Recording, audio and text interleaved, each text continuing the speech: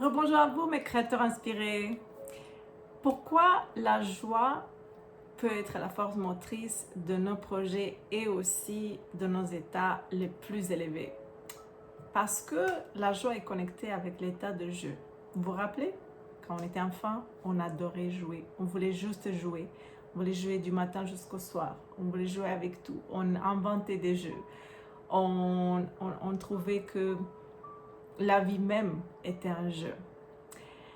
Et lorsque on grandit doucement, tranquillement, pas vite, on a tendance à perdre cet état de se réjouir, l'état de curiosité, la posture de curiosité, la posture d'approcher les choses comme un jeu créatif. On entend souvent au fait que on peut pas juste jouer, il faut aussi prendre les choses au sérieux, non? On peut pas juste faire ce que l'on aime, il faut quand même manger. Toutes ces croyances collectives autour de nous sont simplement cela, des croyances des personnes qui sont dans le collectif et n'ont pas besoin d'être adoptées par nous-mêmes. Il est temps peut-être de nous questionner alors dans quelle facette de notre vie nous permettons-nous de jouer.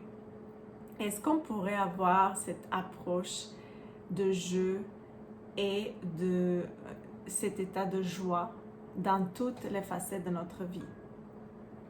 Je pose la question. Je ne dis pas qu'on devrait, je ne dis pas qu'on ne devrait pas, vous savez très bien, les perfectionnistes en récupération, les devraient puis on devrait, on ne les entretient pas dans la conversation.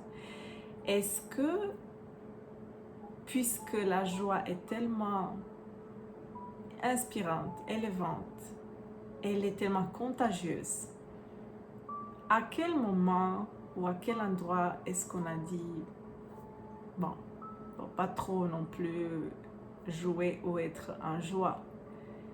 Est-ce qu'il y a un moment de votre vie où vous avez même trouvé que votre joie n'était pas reçue? Est-ce que vous croyez qu'il y a des endroits professionnels ou corporatifs ou académiques où la joie n'est pas adéquate? Je pose la question. Je ne dis pas que cela devrait ou cela ne devrait pas. Je vous pose la question.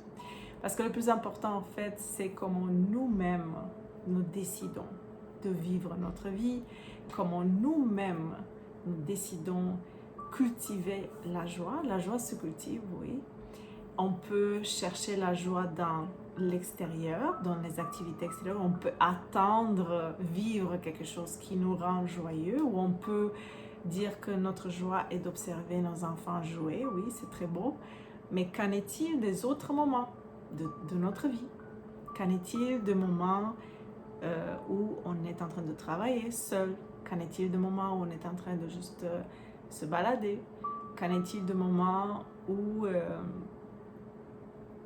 nous sommes dans des contextes ou dans des environnements qui sont plus classiques? Et puis, est-ce que la joie est importante? Est-ce qu'on ramène la joie dans ce que nous faisons?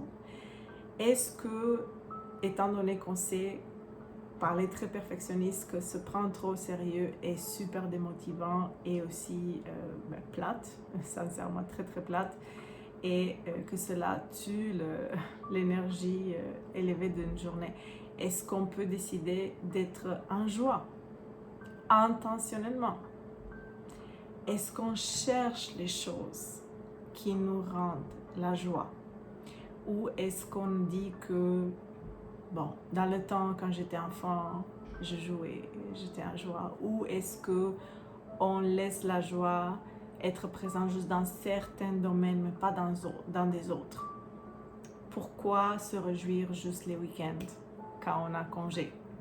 Pourquoi pas les lundis?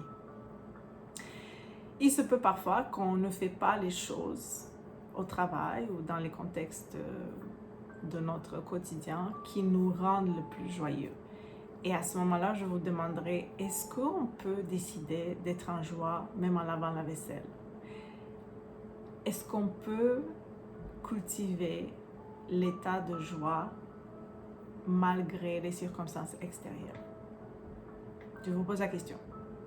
Moi, personnellement, quand j'ai fait ces découvertes, que j'étais au fait que ma joie était dépendante, beaucoup trop dépendante dépendante aux situations externes, je me suis dit, je vais changer cela. J'ai vraiment mis une intention et j'ai dit, moi personnellement, tout ce que je fais ou chaque chose que je fais dans ma vie, je veux, dans la mesure du possible, être en joie. Et cela ne veut pas dire que je vais nier ou chasser la tristesse. Je vais l'accueillir. C'est aussi une émotion. Mais je ne vais pas commencer une journée, par exemple, avec une intention, oui, moi, aujourd'hui, je vais cultiver la tristesse. Moi, je parle de qu'est-ce que je décide de cultiver. C'est comme une fleur préférée. Si la joie était une fleur, par exemple, pour moi, ce serait un tournesol. Le tournesol. La fleur de tournesol qui tourne. Elle tourne, en fait, où il y a le soleil. C'est une fleur magnifique. Donc, disons, dans mon jardin, j'aurais plein de tournesols. Tandis que des mauvaises herbes, je ne cultiverai pas vraiment des mauvaises herbes, je n'ai pas d'intérêt. Ou des herbes qui sont dites envahissantes, donc les herbes qui ne savent pas comment laisser les autres plantes aussi pousser et elles envahissent le jardin. Je ne les cultiverai pas. C'est mon jardin, c'est moi qui décide.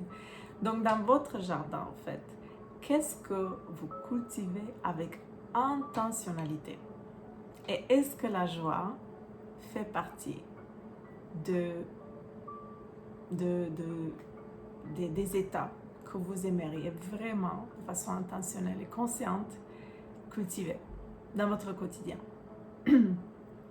Encore une fois, le shift de perspective que je vous invite à faire, du moins pour un moment, c'est je suis dépendante, ou mon état intérieur est dépendant ou directement lié avec ce qui arrive à l'extérieur.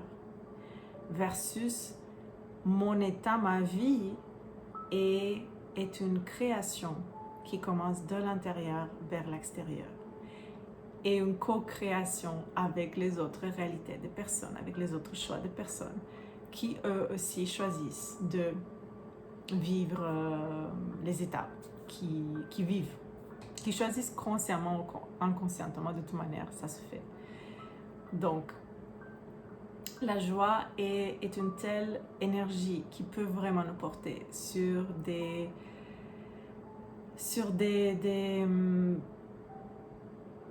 on va dire, j'aimerais dire des territoires qui sont inconnus.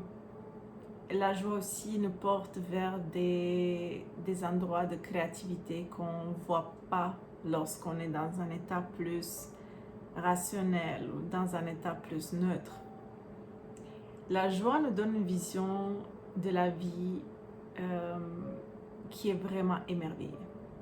C'est vraiment une vision qu'il y a tellement de choses qui nous émerveillent et ça nous connecte aussi avec notre enfant intérieur. Encore une fois, quand on était enfant, on pouvait vivre cet état de joie et de jeu beaucoup plus facilement que lorsque maintenant qu'on est des adultes.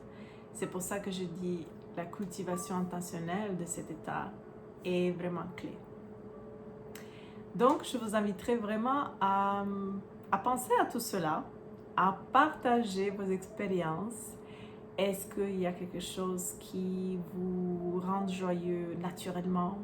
Est-ce que vous vous ennuyez peut-être de faire ces choses-là? Peut-être que vous ne faites pas les choses qui vous rendent joyeux. Donc, c'est le moment de se plonger plus et plus dans ces états. Et est-ce que vous croyez que vous pourriez vraiment cultiver, créer cet état malgré les circonstances de votre vie? Donc, malgré une activité qui n'est pas si joyeuse que ça. Est-ce que vous pourriez cultiver une joie intérieure qui est toujours là parce que la vision envers la vie, c'est que la vie est un grand jeu, la vie est une bénédiction, la vie est remplie des choses qui nous émerveillent. On peut être joyeux d'être vivant. on peut être joyeux de juste voir un oiseau voler. Et oui, donc la joie. La joie est un état très très créatif et créateur. Créatif et créateur. Alors j'ai bien hâte de savoir que c'est ça, le rôle de la joie, qui est le rôle que la joie joue dans votre vie. Est-ce que la joie que vous vivez en ce moment vous suffit? Est-ce que vous aimeriez en avoir plus?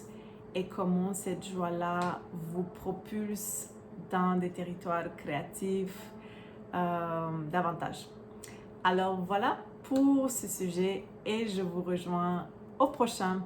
Passez une merveilleuse journée et à très très vite.